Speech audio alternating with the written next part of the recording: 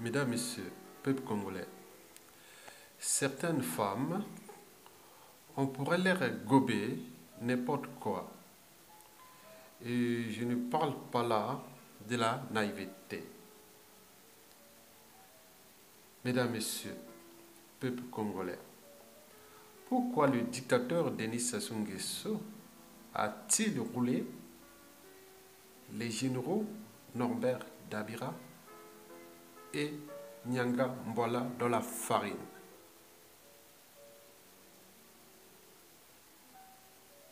La réponse n'est pas sorcière. C'est parce qu'ils sont trop naïfs. Retenez bien, trop naïfs. Vous savez que Franck Etulez a pourtant dit, je cite, la naïveté c'est tellement dangereux dans le monde d'aujourd'hui. Alors, la question que tout le monde se pose, pourquoi la liste des cadres civils, politiques et militaires depuis presque 40 ans sont tous toujours tombés ou roulés dans la farine par le dictateur Denis Sassou Nguesso? Oui, se faire rouler dans la farine. Oui. Franck Etulez l'a pourtant dit, la naïveté c'est tellement dangereux dans le monde d'aujourd'hui. Bon, d'abord pourquoi Norbert Dabira s'est fait rouler dans la farine par le dictateur Sassou Nguesso? Bon, parce qu'il est naïf, tout simplement. Il est trop naïf. Il est trop naïf. Et voilà. Et n'oublions pas, Nyanga Mbola aussi pareil. Il est aussi trop naïf, Nyanga Mbola. Parce que la liste de tous ceux qui sont tombés dans le panneau ou roulés dans la farine par le dictateur Denis Sassou Nguesso est longue. Pour commencer, on peut commencer déjà par par exemple par Marine Ngouabi déjà, son mentor. Marine Ngouabi est tombé dans le panneau de Sassou Nguesso. Nous le savions tous. Tout le monde est passé dans le panneau. Marine Ngouabi, Yombi Opango, Kimbola Kaya. Et tout ce monde connaissait bien le personnage, sauf Pierre Kinganga, Ange Diawara et Pieranga. Mais où sont-ils ces gens-là? Ils ont été aussi neutralisés. La meilleure des forces, c'est l'attaque. Oui, ces gens-là sont en train de tomber dans les panneaux. Je ne veux pas que citer cela. Je peux encore citer d'autres. Commençons déjà en 70 par Pierre Kinganga, lieutenant. Après, le capitaine Ange Diawara, le mentor de Sassou Nguesso, le commandant Marine Ngouabi, en passant par Kimbola Kaya, Yombi Opango, je cite que là les militaires.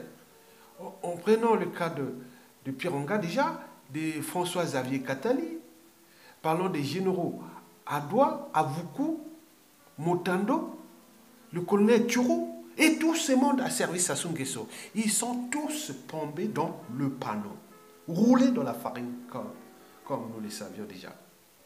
Mais pourquoi se font toujours avoir? Mais parce que déjà, il faut dire que la personnalité de l'individu, elle se construit à travers les épreuves. Oui. Et les épreuves sont déjà précitées ici. Le monsieur Sassou Nguesso est en train de rouler tout le monde dans la farine. Et comme disait le Che Guevara, celui qui n'a pas le courage de se rebeller n'a pas le droit de se lamenter, même mourir. Eh bien oui. Donc, Sassou Nguesso est en train de rouler tout le monde comme dans un rouleau compresseur. Et là, personne ne peut réagir. Et pourquoi? Parce qu'on revient toujours de la naïveté. Je vous dis que la personnalité de l'individu, se construit à travers les épreuves, bonnes ou mauvaises. Mais là, elles sont mauvaises. Et personne ne peut durcir cette personnalité, l'esprit du courage, d'oser dire non et d'agir. Là, que dalle, rien du tout. Vous savez que la valeur d'un peuple, en matière de liberté, de dignité et de courage d'ailleurs, elle se construit à travers les épreuves. Et là, ça nous a gavé des mauvaises épreuves, des épreuves vraiment dures, mais personne n'est en mesure de prendre ses responsabilités, tant au niveau civil, politique et militaire, pour anticiper. Je voulais toujours dire qu'ici, c'est les peuples, par exemple, occidentaux, oui, ils sont toujours dans l'anticipation. Oui, mais nous, on préfère être devant le fait accompli et pour réagir. Alors qu'ici, on anticipe. Sassou Nguesso est dans l'attaque. C'est pas quelqu'un de naïf. Il est bon. Finalement, il est toujours resté dans l'attaque. Il a toujours attaqué. Mais nous le savions déjà. Mais personne n'est capable de prendre ses responsabilités. Oui. Qu'est-ce que vous attendez? Que Sassou ne soit plus là et que par magie, par une baguette magique, et on se devient libre, digne et courageux. Et on ne soit plus naïf. Mais non, je ne pense pas. Je ne pense pas. Et pourquoi? Parce que déjà, moi je vous dis que Sassou, c'est comme disait Henri Johnson, Sassou c'est comme un escroc. Un escroc est un farceur ironique qui se joue de la distraction, de l'impertinence, de la naïveté ou de la nervosité de ses contemporains.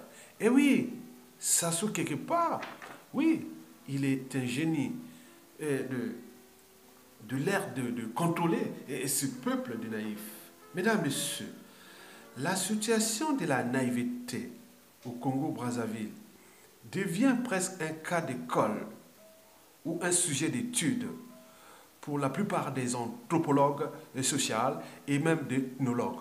Et pourquoi?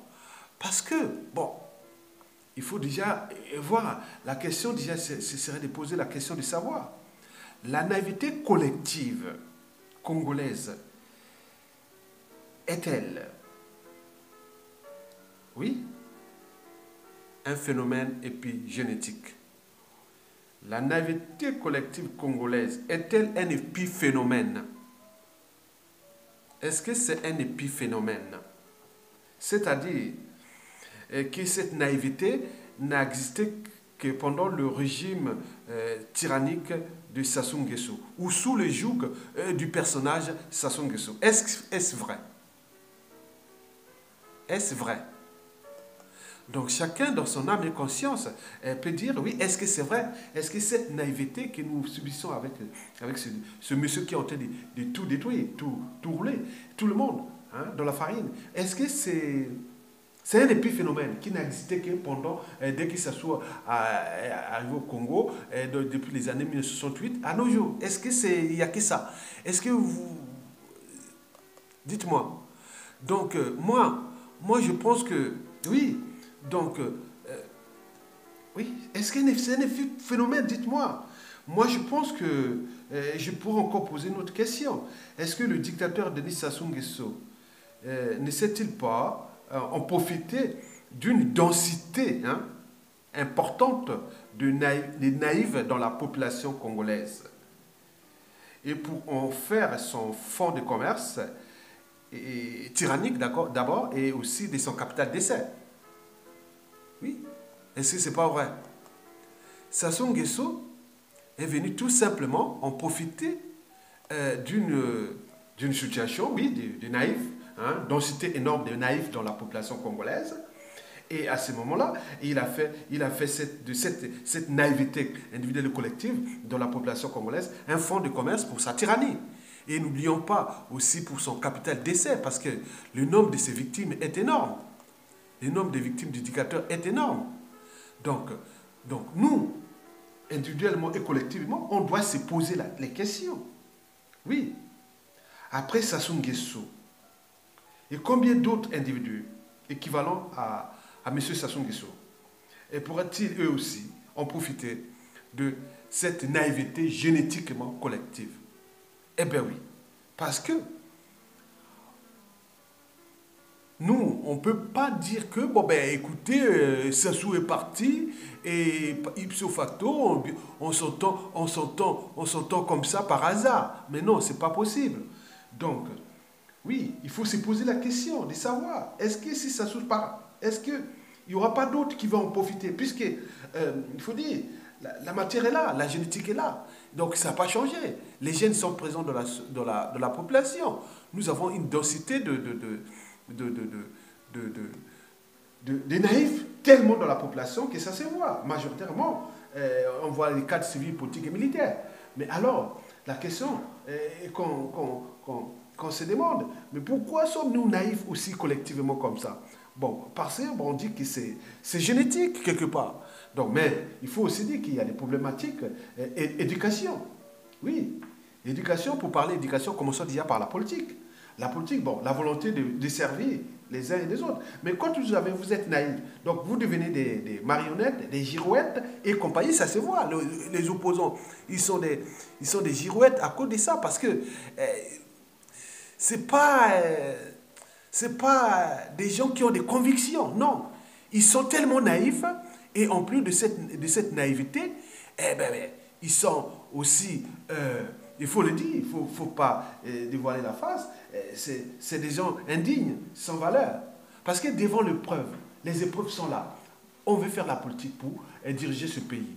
Mais vous n'êtes pas capable de prendre vos responsabilités et dire non, il y a des prisonniers politiques en prison, et moi je suis un homme politique, je prends les responsabilités d'organiser, structurer, manager la contestation pour mettre Sassou Nguesso hors d'état de nuit. Mais là, ils ne sont pas capables. Ils attendent leur tour avec leur agenda caché. Ils croient que ça va marcher comme ça. Étant donné aussi que cette population est majoritairement naïf, donc sinon ça se saurait. Donc c'est sans fin.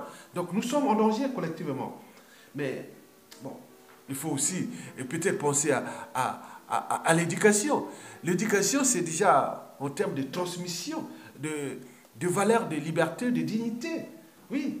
Est-ce que nous allons transmettre ça avec quel déjà acteur politique qui sera à la tête de ce pays? Étant donné que les dignes, les courageux et autres n'ont pas la possibilité de prendre le contrôle de ce pays. Et ce pays est aux mains de tous ces indignes, ces lâches, ces naïfs et compagnie. Oui, donc ça devient un problème. Mesdames, Messieurs, vous l'aurez compris, que j'ai fait seulement un cas d'étude pour dire que nous sommes dans l'obligation, aujourd'hui et demain, d'éduquer le Congolais. Parce que ce pays qui est devenu un pays de non-droit, propriété du chef des barbares, Denis Sassou Nguesso, entouré d'une densité énorme de naïfs. Et ça fait un bouillon de soumission, de servitude et d'esclavage. Oui, donc ça se voit. Donc nous voulons vous éveiller votre conscience et pour que vous preniez conscience que nous sommes en danger parce que ce monsieur Sassou Nguesso n'est que là du passage sur cette terre. Oui, il n'est que du passage, mais il est venu détruire. À cause de qui? À cause de ce mort de Sassou lui-même. Non, c'est pas vrai. Sassou à un moment donné dirait oui, mais aidez-moi aussi, aidez-moi, faites-moi partie. Moi sinon je vais vous détruire. Mais puisque vous êtes des naïfs et autres, vous ne pouvez pas, vous êtes des lâches, vous êtes indignes. Qu'est-ce qu'il peut faire? Il ne peut rien faire. Donc, l'enjeu, c'est que vous prenez le courage de le mettre hors d'état de nuit. Mais là, il ne peut pas. Parce qu'on est d'abord un peuple de lâches et d'indignes. Et n'oublions pas tout ce qu'on a dit sur la naïveté. Mesdames, Messieurs, je vous remercie et à bientôt. Et bon vent à tous ceux qui ont eu l'occasion de me suivre sur cette vidéo parce que Sassou est en train de tout détruire comme un rouleau compresseur. Et vous êtes là en train de l'accompagner parce qu'il y a cette génétique, il y a cette éducation de l'indignité, du manque de courage et compagnie qui fait que Sassou est là. Parce qu'il ne sait pas en profiter d'un peuple, par exemple, arabe ou asiatique ou ailleurs ou européen. Non, ça se saurait. Mais il a en profité de ce peuple bantou parce qu'il est trop naïf et trop lâche et trop indigne. Sinon, ça se saurait. Ça se tend au niveau civil, politique et militaire. On le sait d'ailleurs. Merci beaucoup.